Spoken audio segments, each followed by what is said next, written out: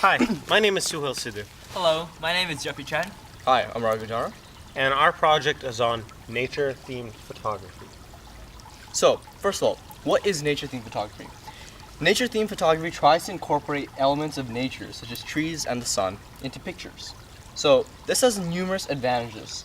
First of all, it offers a deeper connection to humanity because, we're part of nature, so this kind of photography allows us to connect back. Second, greenery itself is very aesthetic. Green is a really pleasing color to the eye, so incorporating natural elements is good. And third, natural elements are often beautiful, like water and lakes and things like that, so these are really appealing. However, there are To certain add to that, disadvantages. the beauty of water features such as reservoirs, lakes, rivers, Oceans. fountains, and oceans really adds to all our pictures.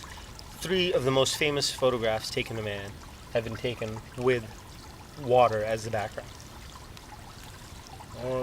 Its disadvantages include that the weather tends to disrupt the photos.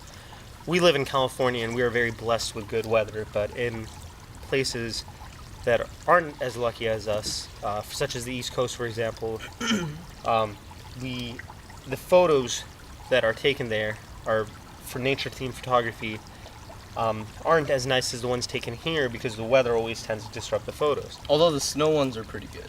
The snow ones might be good, but if you were trying Depends on to, what weather. Yeah. it also really depends on what weather. If it's too hot out, the models will be very dehydrated. If it's too cold, the models will be shivering and you will be unable to take a good picture. If it's just heavy downpour, camera and equipment will be damaged. Also, well, yeah, go ahead. Yeah, Go so ahead. Oh, okay, I'll add something. Going on what he said before, the lighting is also really temperamental. Like, you could have, like, shades and things like that, and we don't have that here because, mostly hot weather, so that provides constant lighting. And overall, when you're considering nature-themed photography, time of day, season, and location, all of these 3 variables must come together perfectly to get the perfect picture. What were you gonna say? It's about like weather or like snow. You don't want too much snow, and you don't want too little snow. You just have a perfect amount. That's why it's really hard. And the same thing goes with the rain. You don't want too much rain or no rain at all that you can't see it. And yeah. All right. So example. Okay, so this is an example of a nature-themed photography.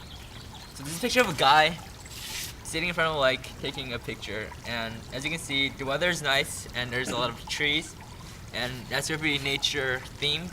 And then the lighting is really good. You can see him clearly, and you can also see the trees in the background also very clearly.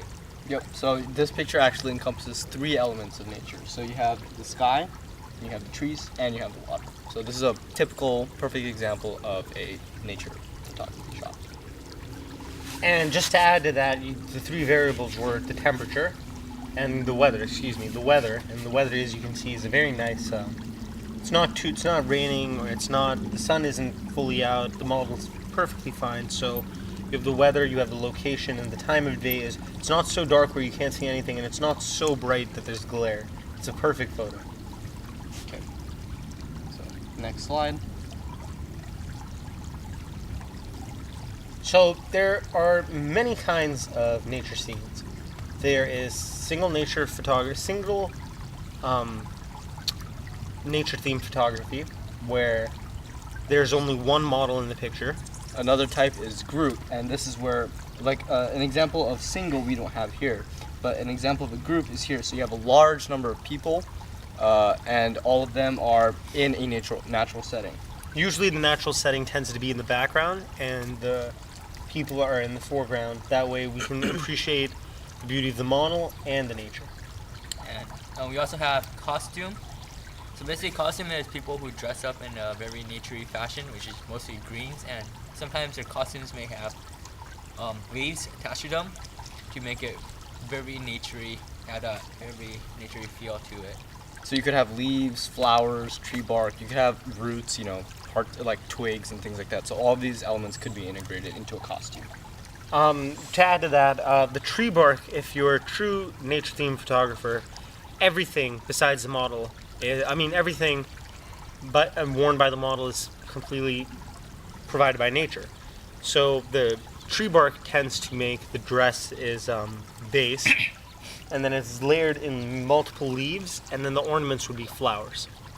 So the last kind of nature-themed photography is abstract, and abstract can really be anything. And it doesn't even have to be a real picture. Like you don't need abstract tends to be the more of the Photoshop type nature ones where you add like surreal elements and things like that. But it still is grounded in surreal elements natural. to everyday landscape. So just to clarify the examples we provided here, this one is group, that one is the costume, and there's your example of the surreal kind of abstract natural photography. All right. Next slide.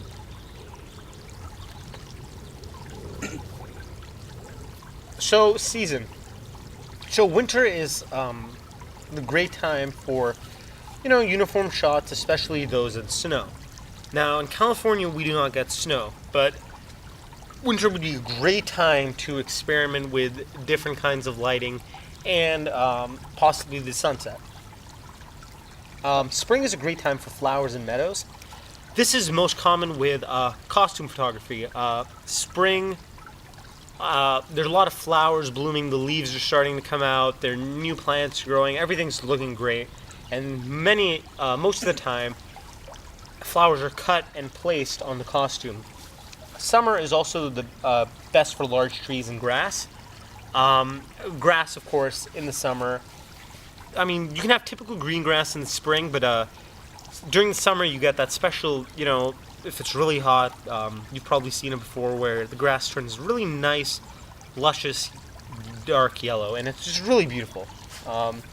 It's really the best. So summer is also really good for large trees. Great to hide behind them or add a really mysterious effect to your photos. Right, and the final season, fall, is really good for large trees also, especially deciduous trees. So these are the kind of trees that annually lose the leaves change color and they fall off. So Their leaves fall off. The leaves fall off, yeah. So we've all seen like the really nice pictures of like the yellow and red leaves falling on the ground and things like that. And these pictures are the most common nature-themed photography pictures found in the fall. Just to add to that, the fall photos tend to be the most popular because it's really difficult to get deciduous trees. Yeah, because you don't get the yellowing. You don't get the yellow, the different colors, the green, yellow, red, orange. I mean, you'll have flowers and you could have flowers in the background, but the leaves will be on the ground, there'll be some on the trees.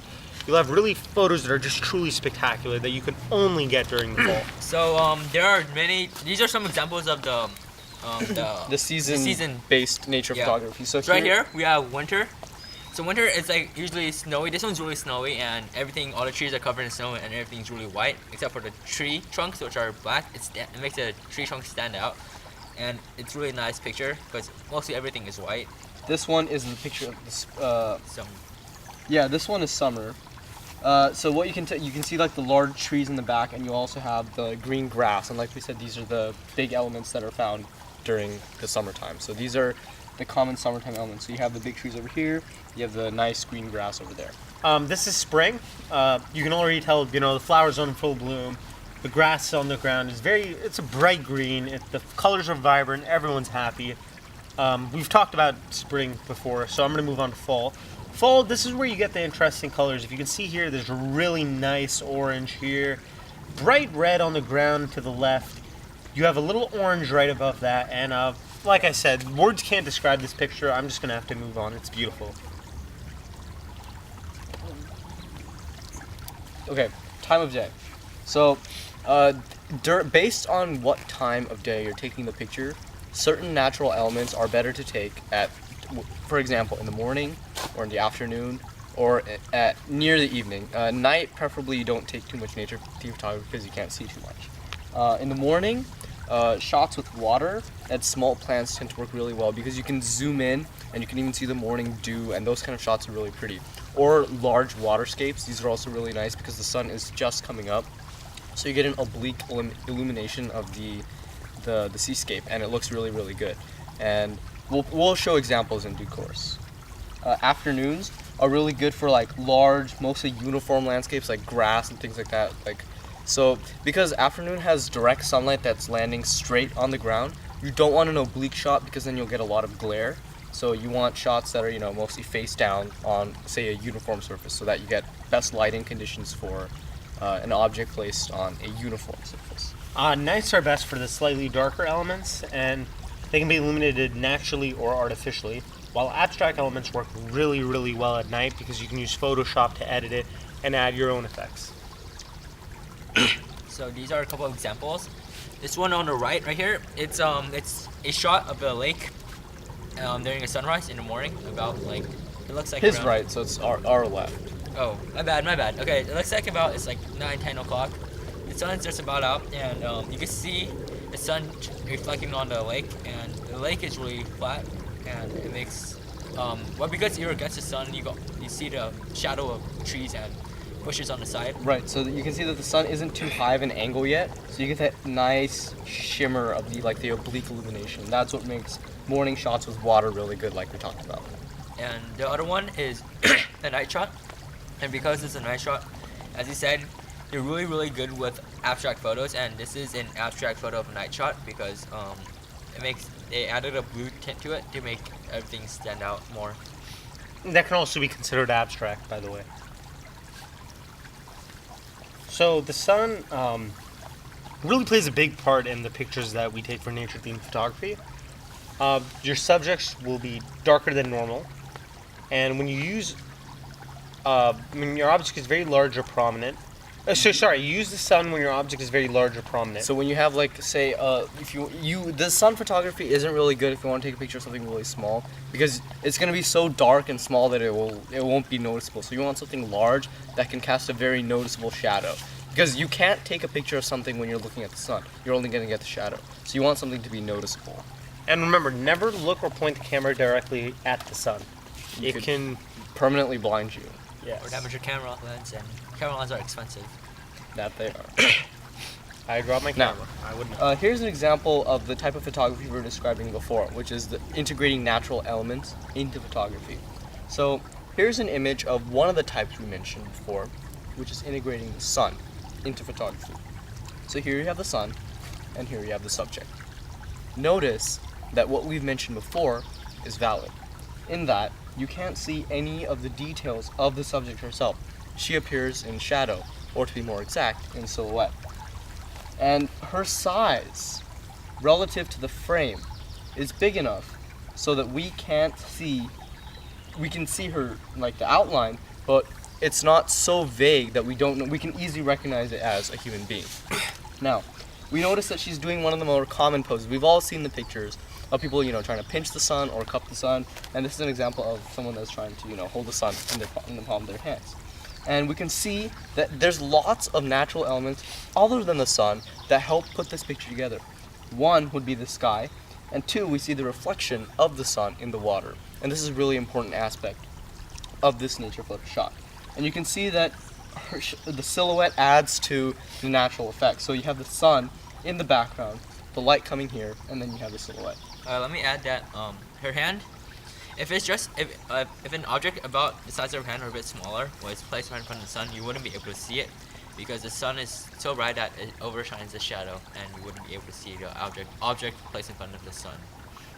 Right. And remember, always keep in mind, never look directly at the sun. As you can see here, we have a picture of the sun with the water.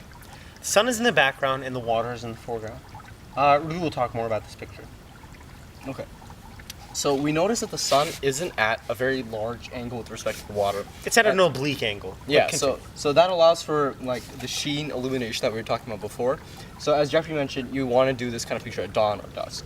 So this has both natural elements that we've discussed. Sorry, I just want to jump in here real quick. The photo here is obviously taken at dusk, and you can tell by the positioning of the angle of the rays of the sun. But Raghu will continue. Yeah. So we notice that this incorporates two of the major elements in nature photography that we've discussed thus far. One of them being the sun, and one of them being the water. Arguably the two most important parts of nature-themed photography. So this picture basically sums all of the things we've discussed so far. So you have the broad range water photography, you have the low angle sun, you have the light conditions being proper, and all in all, a very good picture. Let's move to the next slide, which Jeffrey will explain. Okay, so the next slide is lighting.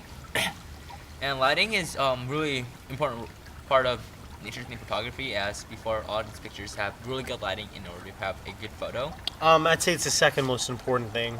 Probably after greenery, but before water and sunlight. Well, I mean, naturally, sunlight, it involves a lot of lighting, but I mean, lighting has to be number two. I mean, sunlight's what provides the light, but lighting is more important. I think all the All the All elements are important, pretty yeah, they're all important. important. But First- lighting is probably okay. the second most important. So what you need to do when you take a picture with lighting is you make sure your subject is bright, or in the case of the sun picture, they're in shadowed, not like in between. Where, In silhouette. yeah, to in be silhouette. exact. You don't want to, so you can't really know who they are. But it's not completely dark, and you could consider using, just like you consider using low light settings to accentuate the object. Is that how you pronounce it? Yeah. Okay, so Accentuate. accentuate. Yeah. Accentuate. However, if you like taking surroundings too, you use external illumination. So, or a like in flash. class, remember we use the umbrella to diffuse the light, and what this does is it provides a more uniform illumination. So you don't have, source and then object, and then there's no glare. You get a really good silhouette of the person. or like the Or the- diffuse Yeah, illumination. it's Of not, course, it's diffuse. not just on one point of the person. It's all over him. So if our Light subject is too dull, we need to I'm use not gonna diffuse stop. light source so that it'll not appear too dull, and at the same time it'll not be appear to be glared out. What this means is that if our subject is not doesn't have good enough lighting, we need to use the diffuse light source so that the object won't appear subject won't appear too dull, but at the same time he won't be glared out, and this is where lighting plays probably its biggest role. If you want to take in more surrounding, just a quick note: use your external illuminations or a flash. And lighting will play a big role in the activity that we'll be getting to soon. Exactly. Now let's move on to the And next. that concludes our presentation, our seminar. Oh, Yeah. cool. So now we can move on to the hands-on activity in which we will be doing, the audience will be presenting a nature-themed photography picture for us. You're going to design a small costume. Thank you. Thank you for your time. Have a nice day.